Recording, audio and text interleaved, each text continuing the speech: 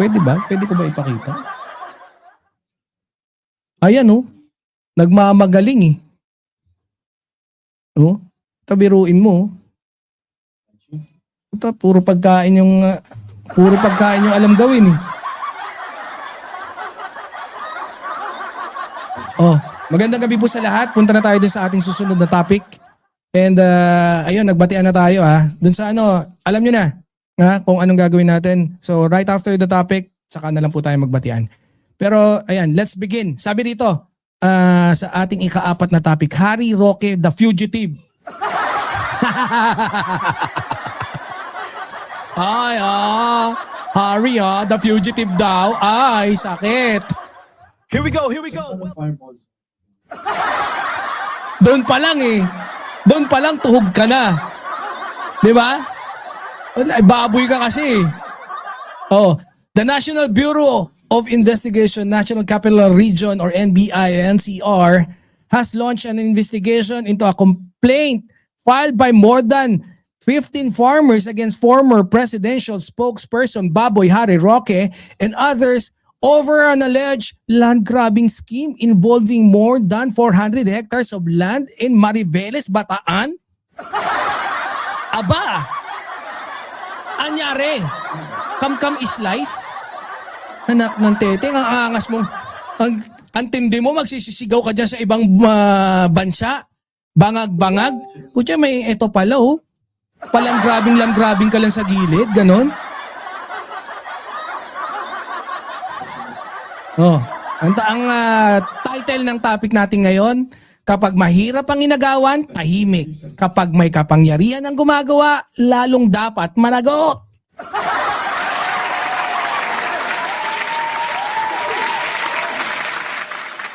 Ito nga actually, dun sa mga nakapanood ng interview namin with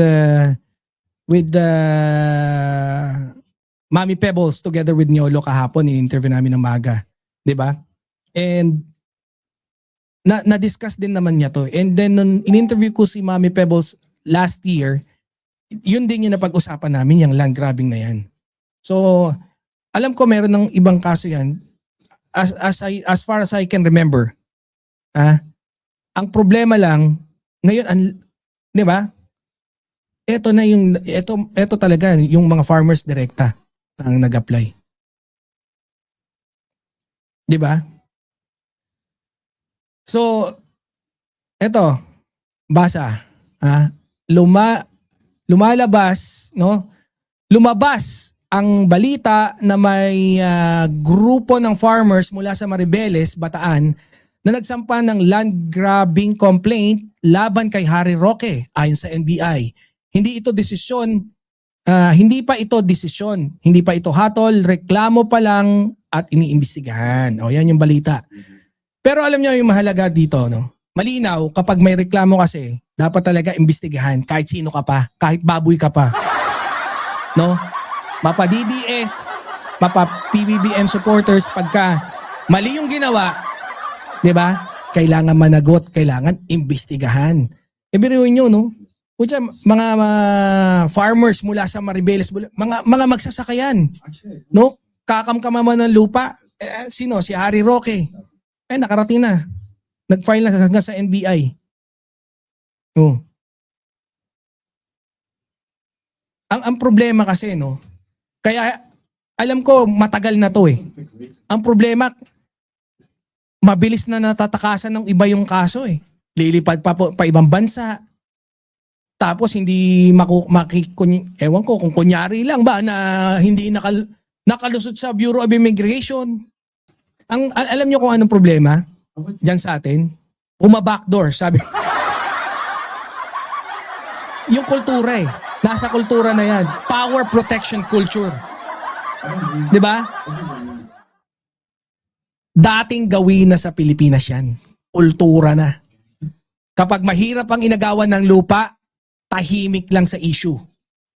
Kapag ordinaryong tao na ang kalaban, tapos may kapangyarihan, kadalasan natatakot magsampa ng kaso. At laganap yan nung kapanahunan ni Digong. Kasi most of this nangyari nung panahon ni Digong. 'Di ba? Yang pagkakamkam na yan. Sabi ni Pebbles, 'di ba, nung isang araw ni Mami Pebs, planong tayuan ng pogo yung mga kinamkam na lupa. Sabi ni Mami Pebbles 'yon. Oh. Kaya alam nyo, pag may mga magsasaka na naglakas ng loob magsampa ng kaso, laban sa sobrang mas makapangyarihan na tao kaysa sa kanila. Hindi maliit na bagay yan. Matagal ng problema sa bansa. Yung lupa. Yung mga magkakapatid, nag-aaway. Di ba? Mahirap. Yung mga mahihirap, mas nahihirapan silang makakuha ng hustisya pagdating sa kamkaman ng lupa. Tingnan nyo yung mga lupa ng mga mayayaman. Hindi mo basta-basta magagalaw yan. Di ba? Lalo na pagka mayaman yung may-ari. Yan talaga yung problema. Matagal ng problema. Power protection culture. Pag nasa kapangyarihan ka, protektado ka. Hindi lang ng batas. Hindi man natin masabi na batas. Doon lumalaro yun. Di ba? Ito ngayon yung testing sa sistema eh. Yung kasalukuyang sistema ng gobyerno natin. Iimbestigahan kaya yan na maayos? Malamang. Ngayon kasi, okay ang ating di ba? DOJ, Ombudsman. DOJ, nakalimutan ko kung sino yung ngayon. Akala ko nga si Jose Claire. Hindi ko alam eh. Siyempre, Ombudsman natin, si Ombudsman Boying. DILG natin, si Secretary John Vic. Sa NBI,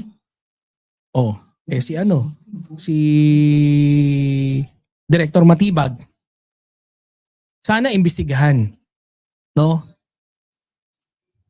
May mangyayari kaya doon sa kaso? Pantay kaya sa batas? Alam nyo, kahit si Roque nandun, malakas pa rin yung kapit niya pagdating dating abogado yan. Sa media, no? Akala nyo, lugi na si Pero internally, kung saan tago yung mga galawan, malakas pa rin ang laban ng mga kasamaan na walang yung mga yun. Sana, kahit mataas posisyon ni Harry Roque dati or malaking, you can consider him as a big fish. Ang laki niya eh. Kukunti nga lang yung buhok. Dapat patunayan dito ng ating NBI o ng pamahalaan natin ng DOJ, hindi nasusukat ang batas kung paano tratuhin yung mga mahihina. Patunayan nyo na kung paano mo tratuhin yung makapangyarihan, sana ganun din natin tratuhin yung mga maliliit, yung mga mahihirap na mas nangangailangan. Dating anong tunay na laban? Diba? Equality before the law. Ang tunay na laban dito, hindi lang Harry Roque.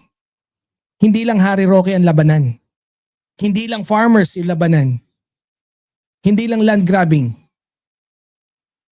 Yung laban dito, pantay ba yung batas sa Pilipinas o hindi? Kung mahirap ka at may kaso ka, mabilis. Kung mayaman ka at may kaso ka, kayang pabagalin. Yan ang perception ng maraming Pilipino. Yan din ang perception ko. Kaya bawat ganitong kaso, test ito sa sistema.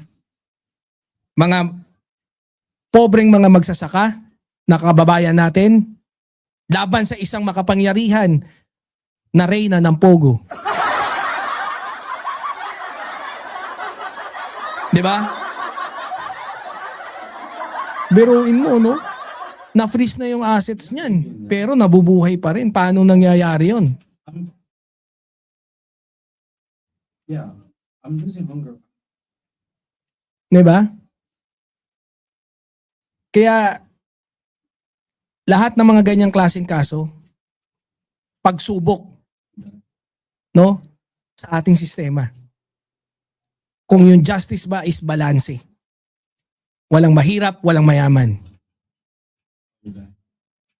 Ang tunay na demokrasya, pantay ang batas. 'Di ba? Kahit anong antas. Kaya ang tunay na hustisya, hindi yung mapaparusahan kung sino lang mahina. Pag mahina ka, mapaparusahan ka. Kundi, mapapanagot kahit malakas ka. Yun ang mas maganda. 'Di ba? Ang hustisya, You swear? hindi yung maparusahan yung mahina. Para sa akin, mas maganda kung mapapanagot kahit malakas ka. Okay? So, punta na tayo sa ating susunod na topic. I think last na topic na natin to. Yung isa. Itong panghuli.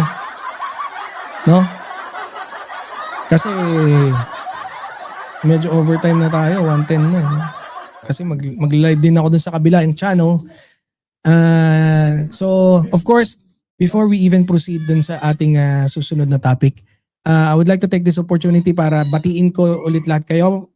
Pero right after I promote our friends, I have fellow na mga vloggers na nagla-live dito together with Ma'am TPL3 na TPL4 na. Of course, nandiyan din si Ma'am Admin Rich. Siyempre, yours truly, Banat Boy. Ako yung host for today. Ako yung host niyo for 7:30. And yon, nagdi-discuss kami ng mga different topics dito. And yung mga current events pagdating sa politika. And syempre mga breaking news. And dito sa channel ni kapatid Nyolo, sa Nyolo, and syempre dun sa Nyolo Random News. And yun nga, patuloy niyo suportahan, no? Syempre I would like to thank dun yung mga lahat ng mga kababayan natin na laging nanonood, no? At sinusuportahan, hindi lang kaming apat, no, kundi lahat ng mga PBBM na mga supporters, no, na nagba-vlog. Ayan, maraming salamat po sa inyo. Siyempre, shoutout sa VMB family, sa Siresa Force na pangmalakasan, and of course, yung mga mandirigma natin dyan. Loyalistang mandirigma pang malakasan. Punta na tayo sa ating panghuling tatalakayin. Ha? Siyempre, mga ka-clear. No, siyempre, nanonood na sa atin ng mga ka-clear ngayon. Nandiyan si Boss Addictus Rich, oh. Oh. So, ayan sana patuloy ang inyong suporta. Thank you very much naman doon sa patuloy ang pagsuporta sa ating mga katropa. And let's proceed dun sa ating para malay nyo makapagbatian pa tayo mamaya. Ito napapadalas yung topic natin si Atty. Claire. Pang senadora na talaga to. Sa tingin ko pang senadora na to. Wala na, hindi na mapipigilan to. Wala na. Shoutout kay Senator Claire Castro. Shoutout po sa inyo, Mama Senadora. Sana ano bang pwedeng humawak ng blue ribbon.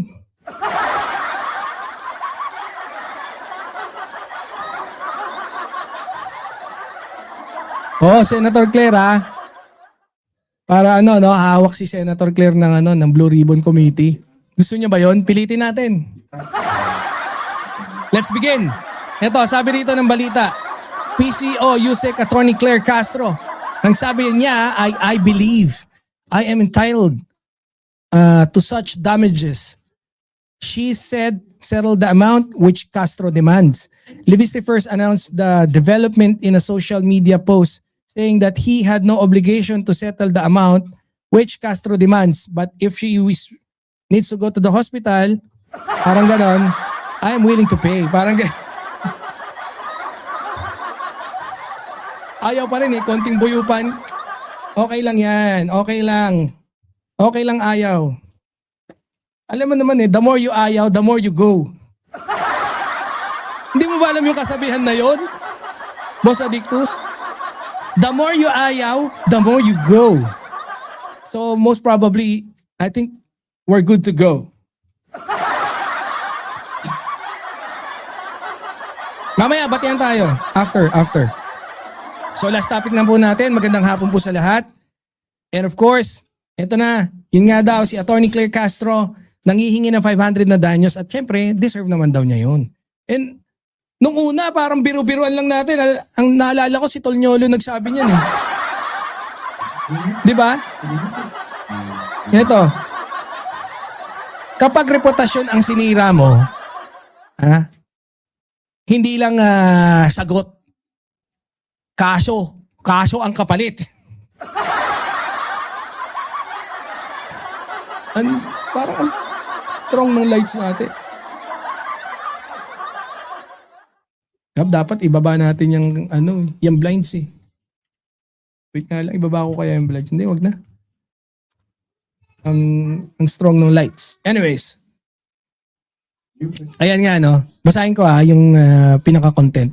Kinumpirma ni Presidential Commission Office Yusek Claire Castro na magsasampa siya ng 500 million damages laban kay Batangas Representative Leonardo Labiste dahil sa umano'y paninira sa kanyang integridad at sa epekto nito sa kanyang personal na buhay. Kabilang ang stress, anxiety at sleepless nights kaugnay ng cyber libel complaint. Ibig sabihin,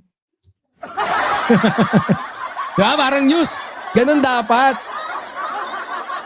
Masaya lang. Diba? Hindi yung high blood. Kinumpirma ni Commission Officer Yusek Claire Castro sa magsasampa siya ng 500 million damages laban kay Batangas Representative Leonardo Leviste dahil sa umano'y paninira sa kanyang integridad at sa epekto nito sa kanyang personal na buhay. Kabilang ang stress, anxiety at sleepless nights kaugnay ng cyber libel complaint. Pasok! DDS utak luga, DDS tanga-tanga, DDS utak. Alam nyo, ibig sabihin, hindi na lang to political issue. Diba? Personal na, reputasyon, pangalan na rin kasi yung pinag-uusapan. Tatakbo ng senadora yan eh. Tapos gusto mong dumisan. Kagaya nung una nating topic, di ba? Ano importante? Reputasyon ang importante. Lalo na pag politiko. Siyempre si Yusek Claire Castro, si Leviste, di ba? Ito, I think natanong to dun sa PCO. No? Nung dun sa press briefing. Siyempre, yan nga. Dating gawi. Di ba? Reputation destruction. Yung una nating topic, yun na yung sinabi ko eh. Ano ba pinaka-importante? Yung reputasyon. Yan ang problema kasi. 'Di ba? Yung nangyayari dito, kapag hindi mo matalo sa argumento, sisirain mo na lang yung pangalan. Character attack. 'Di ba? Integrity issue. Scandal, intriga, personal na issue. Gagawa ng mga peking paghahabla. Nangyayari yan. Lalo na yung alam nyo yung mga jologs na community. Kawawa mga kababayan natin.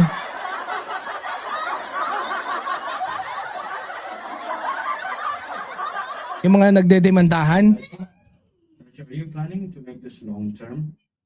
Gagawan ka ng peking kaso. Hindi peking kakasuhan ka talaga, pero kahit mahina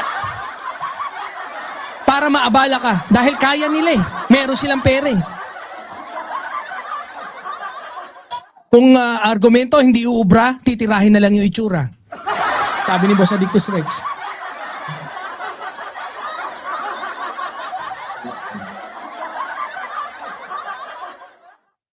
Bakit nga ganun yung ginagawa at Boss Adictus? Mas mabilis kasi kumalat yung intriga kaysa sa mga accomplishment. Mas mabilis kumalat yung intriga kaysa ipagkalat mo yung achievements mo. Kasi yun yung nakasanayan ng mga tao eh. Paano? May mga animal na ano, na mga influencer, ganyan yung mga pauso. Reputation destruction. Sa politika, minsan ang target hindi yung posisyon mo kundi yung pangalan mo. 'Di ba? Maalala nyo ba? Na hinihiling ni Leviste na sana palitan na lang si ano? Si Raulo 'di ba?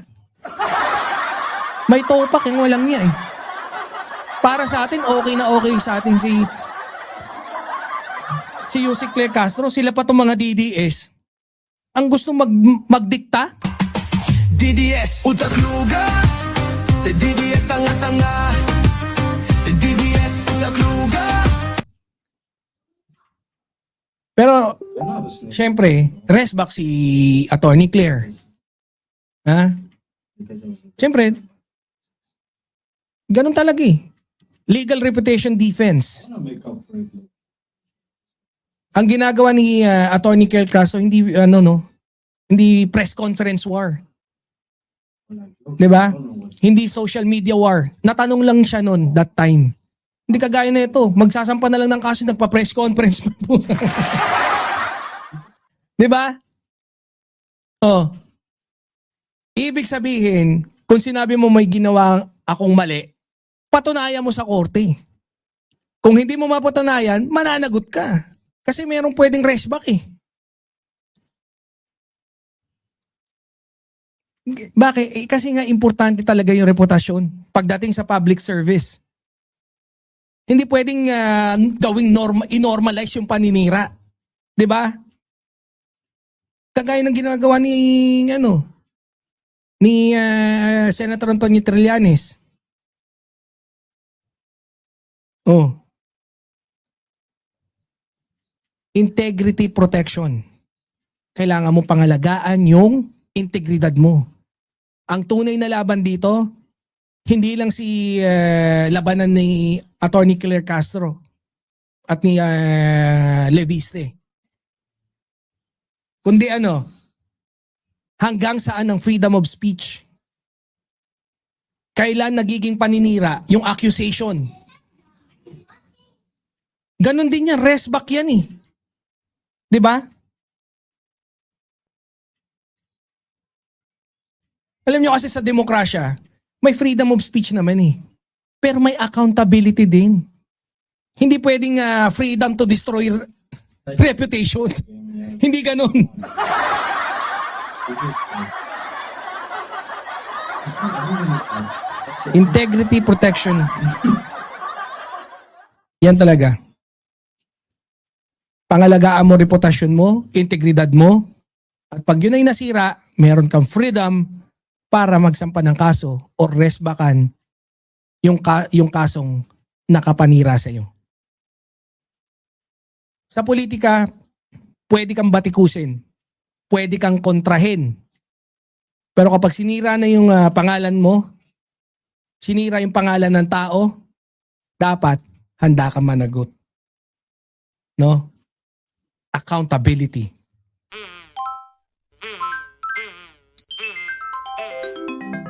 Kakulango.